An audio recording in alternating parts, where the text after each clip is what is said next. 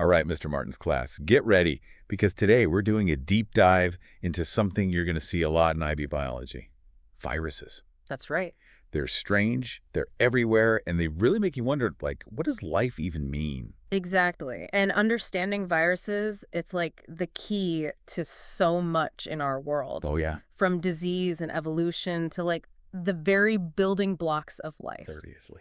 Think about it. For billions of years, they've probably been shaping life as we know it. Wow, billions of years, that's a long time. It is. But, okay, before we get ahead of ourselves, what exactly is a virus? Okay, so I mean, I know they're super tiny, yes. but what are they actually made of? Well, imagine this. A virus is so small you could fit millions of them on the period at the end of the sentence. Oh, wow. And they're really just a few basic things.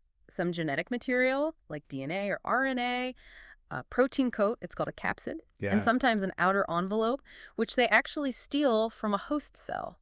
Yeah, so it's like a little package of genetic instructions just ready to hijack a cell. So it's like a tiny microscopic Trojan horse. Yeah, exactly. And speaking of hijacking, I remember from Mr. Martin's class that viruses can't reproduce on their own. Right. They need a host cell to do it for them. Exactly. That's what makes them so interesting. Uh-huh. They exist in this weird gray area between, like, living and non-living. Oh, interesting. They've got genetic material, and they can evolve, but they can't reproduce on their own or even make their own energy without a host. Wow. It's like they're missing some of the key things we usually think of when we think about life. Okay, so that brings up a big question. Are viruses even alive? Yeah. It sounds like scientists are still figuring that out, right? Totally. It's a question that's been bugging scientists for decades. Mm. You know, they have some characteristics of living things, but not others. Right. It really challenges how we define life. That's wild. So we've got these tiny invaders that maybe they're alive, maybe they're not. But one thing's for sure, they come in a mind-boggling variety. Yes. I remember Mr. Martin mentioning all sorts of shapes and sizes. Yeah. What's up with all that diversity? Well, viruses, they're incredibly diverse. Okay. I mean, think about it. They infect everything on Earth, from bacteria to plants to animals, including us. Wow. They've had to, like, evolve and adapt to survive in all kinds of environments and hosts. So we're talking more than just different shapes. Oh, yeah. What other kinds of variations are there? Wild. Some are shaped like rods, others are round. There are even ones that look like little spaceships. What? Yeah, with a head, a tail, and even little landing legs. No way. Remember bacteriophage lambda from class? Yeah. It infects bacteria, Right? and it has that classic lunar lander shape. Right, that's the one that looks like it's about to land on a bacteria moon. Exactly. But it's not just shapes, right? Right. They also have Yeah. different ways of replicating. Yes. Mr. Martin talked about the lectolytic and lysogenic cycles. What's the difference between those? Well, those are the two main ways viruses make more of themselves. Right. So the lick cycle, it's kind of like a smash and grab approach. Uh-huh. The virus, it attaches to a host cell, injects its genetic material, and then takes over the cell's machinery Wow. and uses it to make copies of itself. So it's like forcing the cell to work for it. Exactly. That's crazy. Yeah, eventually the cell, it bursts open, releasing all those new viruses to go infect other cells. It's like a viral explosion. It is. That's intense. What about the lysogenic cycle? Right. Is that one a little more chill? Definitely, in the lysogenic cycle, the virus is sneakier. Okay. It integrates its genetic material into the host cell's DNA, Hmm. basically becoming like a silent passenger. Oh, wow. Yeah, it replicates along with the host cell, so every time the cell divides, the viral DNA gets copied too. Wow. It can stay hidden like this for a long time, even years. Wow, so it's like a ticking time bomb. It is. But why would a virus choose to lay low like that instead of just going for the big explosion? Whoa. What's the advantage? That's where it gets really interesting. Okay. The lysogenic cycle lets the virus spread without immediately killing its host, which can be a good strategy for survival in the long run. Right. It's all about, maximizing the virus's chances of replicating and spreading. So it's like choosing between a short burst of replication versus a long-term sneaky approach. Yeah, exactly. So it sounds like viruses have evolved all sorts of ways to survive and spread. They have. I bet this has something to do with their incredible ability to evolve, right? Absolutely. Viruses, especially RNA viruses, they're like master escape artists, always evolving to dodge our defenses. That's wild. It is. And that's exactly what we'll be getting into in the next part of our deep dive. You know, Mr. Martin's class, we were just talking about how viruses have these different strategies for replication. Right, like the lytic and lysogenic cycles. Exactly. But the amazing thing is, even within those cycles, there's so much diversity in how they actually, like, infect and take over cells. It's wild, right? Like these tiny things have evolved such complex ways of interacting with their hosts. It is. It is. I know we were going to talk about some specific examples of viruses, Yes. like the ones Mr. Martin mentioned in class. Right. Could you maybe walk us through a few? Absolutely. Let's start with bacteriophages. Yeah. Remember, these are the viruses that infect bacteria. Right.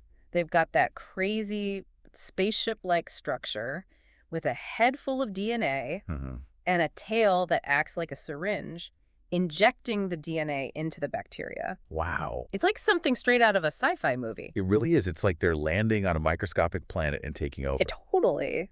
So I know we talked about bacteriophage lambda earlier, Yeah. but are there other types of bacteriophages out there? Oh, yeah, there are tons. Wow. And they're all specialized to infect different types of bacteria. Some inject their DNA, like lambda, while others fuse their membrane with the bacteria and release their genetic material that way.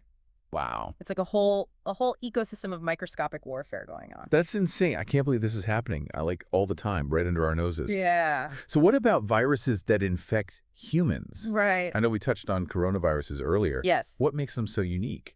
Well, coronaviruses are a big family of viruses. They Ah. cause respiratory illnesses in humans and animals. Right. They're named for those crown-like spikes on their surface, Uh-huh. which they use to, like, attach to and enter host cells. So it's like they have little grappling hooks. Yeah, I exactly. remember Mr. Martin saying they have RNA as their genetic material, Right. unlike bacteriophages, which have DNA. Yes. Does that make a difference in how they infect cells? Definitely.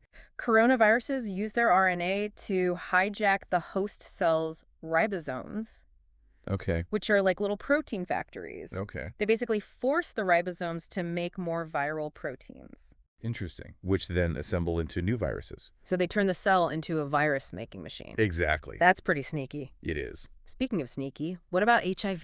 Right. I know it's a retrovirus, Yes. which sounds kind of intense. It is a remarkable virus. Yeah, what makes it different from other viruses? Well, HIV infects cells of the immune system, Okay. specifically P cells, Uh-huh. which help our bodies fight off infections. Right. But what's unique about HIV is that it carries its genetic information in the form of RNA, Okay.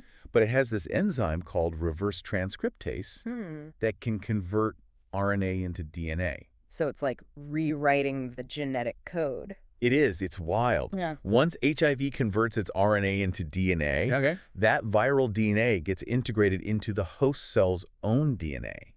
So it becomes part of the cell's genetic blueprint. And every time the cell divides, it copies the viral DNA along with its own. That's crazy. It's like hiding in plain sight. Yeah. No wonder it's so difficult to treat. Exactly. It's one reason why HIV is so persistent and tough to control. Right. You know, it's constantly changing and adapting, which makes it a moving target for those antiviral drugs. That makes sense. So it's like these tiny viruses can have a huge impact on our health. They can. We've talked about bacteriophages, coronaviruses, and HIV. Right. But these are just a few examples, right? Yeah, just a few out of millions. So what's the one big takeaway about viral diversity that you think Mr. Martin's students should remember? I think the key takeaway is that viruses are just incredibly diverse Okay. in their structure, their genetic material, and their strategies for infecting and replicating. Wow. They've evolved to survive in pretty much every environment on Earth. That's wild. And they're constantly evolving and adapting to new challenges. It's almost like there's this whole hidden world of viruses out there that we're just starting to understand. Right. And speaking of understanding, Yeah. I know we wanted to talk about how viruses evolve so rapidly. Yes. Why are they such masters of change? That's a great question, and it's one of the most fascinating things about virology. Yeah. Their ability to evolve is what makes them both formidable foes Right. and such fascinating things to study. Welcome back to the Deep Dive Mr. Martin's class.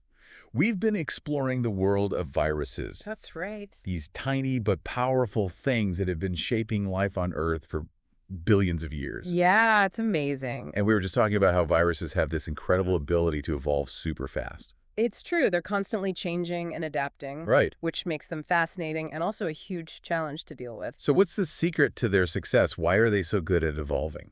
Well, it comes down to a few key things. Okay. First, their genetic material, especially RNA. Mm-hmm. It's really prone to mutations. Think of it like typos in their genetic code. Oh, interesting. And these typos happen a lot more in RNA viruses compared to DNA viruses or even our own cells. So it's like their genetic code is a bit more, I don't know, loosey-goosey. Exactly. And these mutations, they can change the virus's proteins, Okay. which are what our immune system uses to recognize and fight off invaders. Right. So if those proteins change, Yeah. it can be harder for our immune system to keep up. It's like they're constantly changing their disguises to stay one step ahead. Exactly. That's clever. It is. I remember Mr. Martin mentioning that viruses have really short generation times. Oh, yeah, that's another key factor. How does that play into their evolution? Well, viruses can replicate incredibly quickly, sometimes producing thousands of offspring in just hours. Wow, that's fast. It is. And that means that helpful mutations, the ones that help the virus, Yeah. evade the immune system or spread more easily, Right. they can quickly become dominant in our population. So it's like they're playing the evolutionary lottery with millions of tickets, Yeah. and their chances of hitting the jackpot are way higher. Exactly. That's a great analogy. And to make things even crazier, Okay, but there's more. some viruses can even swap genetic material with each other, Oh, wow. creating like totally new combinations of genes and traits. That's wild. It's like shuffling a deck of cards and dealing out a whole new hand. Right. So they have all these tricks to keep evolving and outsmarting us. It sounds like it. This rapid evolution. Right. I bet it makes it hard to deal with viral diseases. It does. It's one reason why we need a new flu vaccine every year. Oh, yeah, that's right. Because influenza viruses, they're constantly changing. So scientists are always having to track these changes and try to predict which strains will be going around each season, Right. just to make sure the vaccine will actually work. It's a constant battle to stay ahead of them. It really is. And it's not just vaccines. No. This rapid evolution, it makes it really hard to develop good antiviral drugs I see. because viruses can quickly become resistant to them. So what does all this mean for us? For humans? I mean, Yeah. are we just stuck playing catch up with these tiny invaders forever? Not necessarily. While viruses are a big challenge, Yeah. we're also learning more about them all the time Right. by understanding how they evolve. Uh-huh. We can develop better ways to prevent, treat, and control them. That's good. And who knows, maybe someday we can even use their power for good. Oh, interesting. How so? Maybe use them to develop new therapies or even deliver genes to cells. That's pretty cool. It is. So, Mr. Martin's class, we've covered a lot today about viruses. We have. From their basic structure Right. to their incredible diversity and their amazing ability to evolve. Yes. What's the one big takeaway you want them to remember? Well, I think the most important thing is to remember that viruses are a part of life on Earth. Mm-hmm. They're not just these bad guys causing disease. Mm-hmm. They're also powerful drivers of evolution. Okay. And they play important roles in ecosystems all over the world. It's a good reminder that even the tiniest things can have a huge impact on everything around us. That's right. So stay curious, keep learning, Yeah. and never underestimate the power of viruses. Yep. And with that, we're going to wrap up this deep dive into the world of viruses. Okay. Thanks for joining us, Mr. Martin's class. It was my pleasure. And remember to keep exploring the amazing world of biology.